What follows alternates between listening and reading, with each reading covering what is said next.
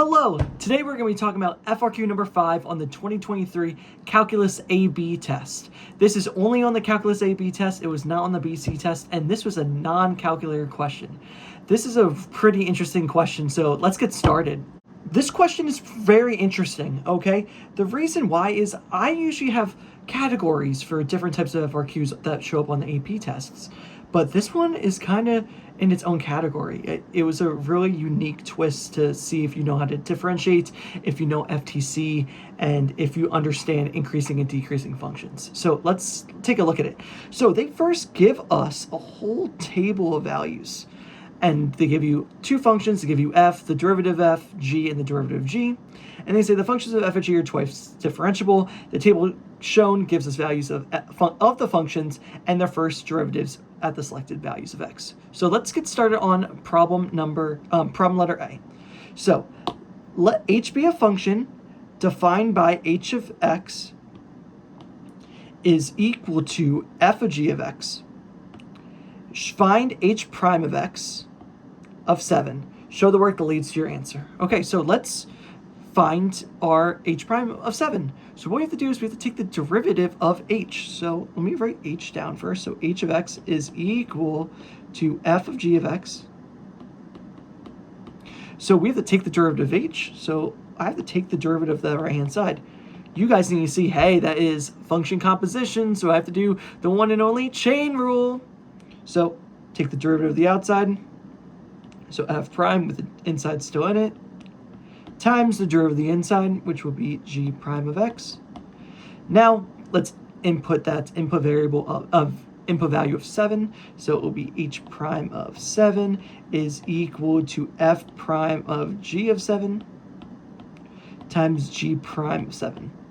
And now we just use our table of values and we go from there. So we are using the values at 7. So we are looking for g prime of, g of 7 first. So we get this value of 0. So I insert 0 in for g of 7. So we get f prime of 0 times g of 7. Ooh, let's take care of g prime of 7 as well.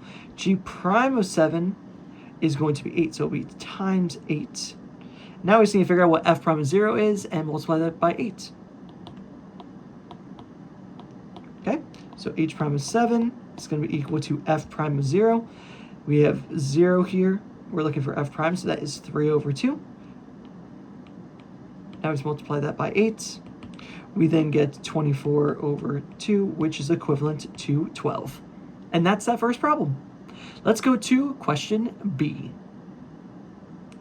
All right, so we're given a new function. Let k be a differentiable function such that k prime of x is equal to the function f of x squared times g of x.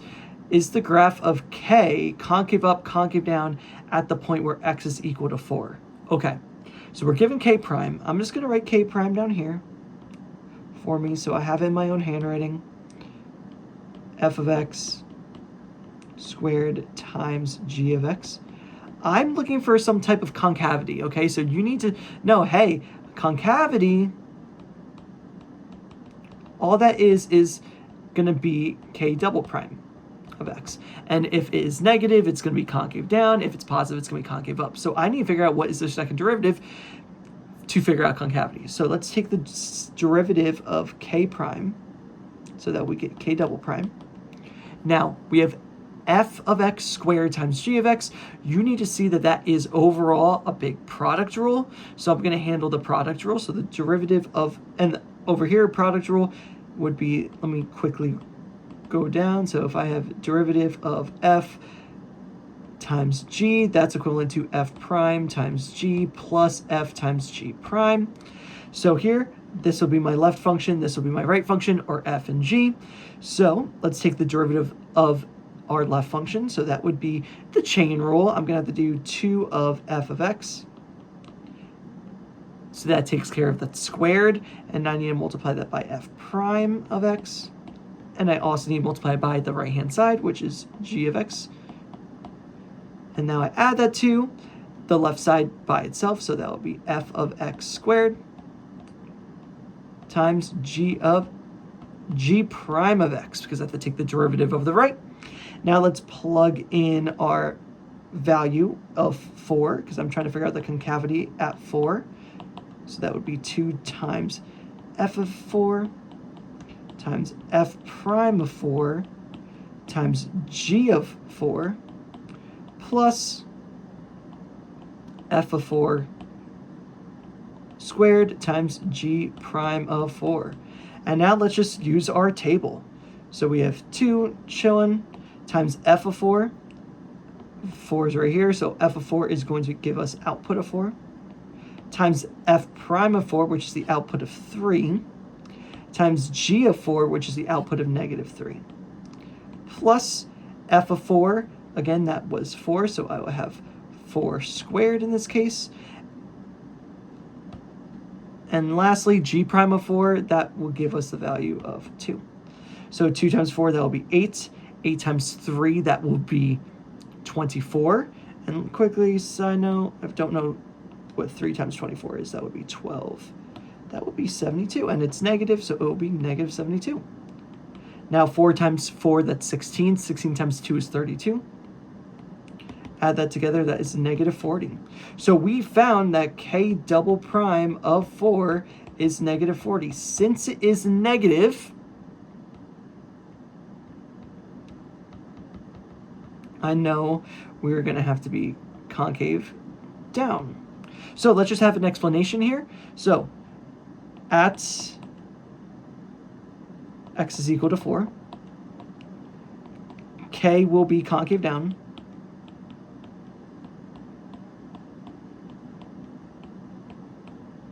Why? Because k double prime of x, k double prime of 4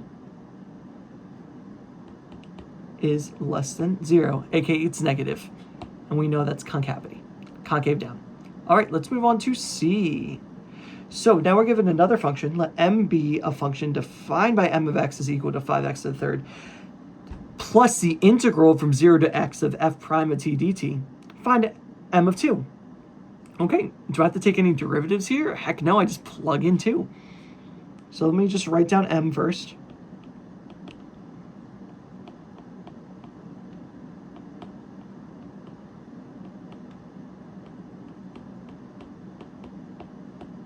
All right, so m of 2 would be equivalent to 5 times 2 to the third plus the integral from 0 to 2 of f prime of t dt. Okay, let's handle that left-hand side. 5 times 2 to the third, 2 to the third is 8, so 8 times 5, that is going to be 40. Now, people, this is where the calculus comes in, this integral portion. So I'm looking for the integral from 0 to 2 of f prime of t dt. Thinking about that, that's the area underneath the curve of f prime of t dt. Am I given a graph? Can I find the area? No, I cannot. So guess what I got to do? I got to use the first fundamental theorem of calculus. That is, hey, the integral from a to b of f prime of x dx would just be equivalent to the antiderivative of my upper bound minus the antiderivative of my lower bound. So here, that would be plus, big parenthesis, it would be f of our upper bound, which is 2, minus f of our lower bound, which is 0. And I have the information here. So let's figure that out. So we bring that 40 down, plus f of 2. F of 2 is going to be 7. F of 0 is going to be 10, so it's 7 minus 10. So therefore, we get 40 plus -3, which is going to give us 37.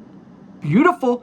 And that is equivalent to m of 2. Just make sure I put that there. And last problem, letter D. Is the function m defined in part C increasing or decreasing, or neither at x equals 2? Okay, so let's remember what m is. Let me write it up here. M of x, or m of t, I believe it was, is equal to, oh, no, it was m of x, sorry. M of x is equal to 5x to the third plus 0 to x of f prime of t dt. All right, so guess what?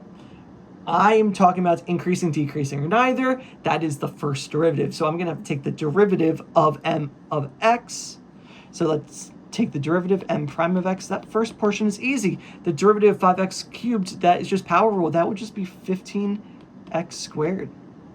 Plus, now this is where it gets a little bit more funky. I need to take the derivative of r0x of f prime of t dt. Right there, that's that first fundamental theorem of calculus. It's just going to be the function that's inside our integral with the input, with the upper bound as their input variable. So that would be f prime of x.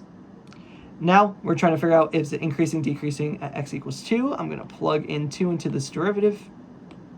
So we get 15 times 2 squared plus f prime of 2. 15 times 2 squared is 4. 4 times 15 is 60.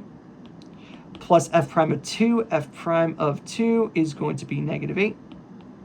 So we get a whopping 52. So we get m prime of 2 is equal to 52. Since that is positive, we know m is increasing. So let's just have a justification for our answer. Let's say at x equals 2, m is increasing.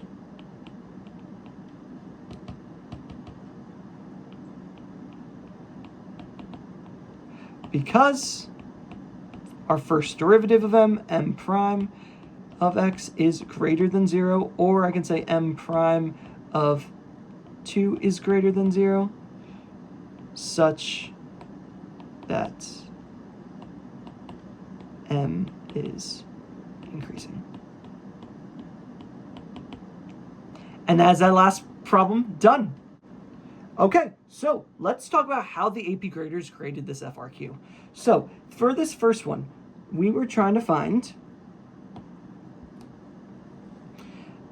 h being a function. We were trying to find h prime of 7. Okay, so they gave you a point if you correctly did the chain rule. So if you had that derivative with the chain rule aspect already used, they gave you a single point. And then you got a point if you had the correct answer of 12. So right there, 2 points for those two problems. All right, let's go to this second one, part B. This one, if you successfully wrote down the product and the chain rule and had the derivative, you've received yourself a point.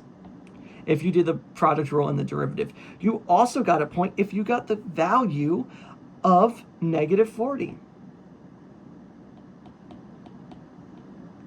And then for an explanation, if you had your justification of why that was a concave down, that was concave down at the x value of 4, you also got a point. So that problem was 3 points. If we move down to part C, okay, we only got 1 point if we had our answer of 37. All that work was only worth 1 point, sadly. Then if we move down to problem D, this is where we got a couple more points here. So we got our first point if we considered m prime. So if you considered, hey, I need to take the derivative of m, you got a point. You also got a point if you got the answer of that 52. And you got another point if you had your justification. And that is how they scored this FRQ. All right, we just finished question number 5 on the 2023 AP Calculus AB assessments. It was a pretty easy question. It was pretty interesting because we usually don't see a lot of questions that just deal with derivatives and fundamental theorem of calculus from a table. So I hope you found this video very helpful, and I hope you find my whole series helpful for these. If you are studying for the AP test, good luck. I hope you all the best. Thank you very much for watching.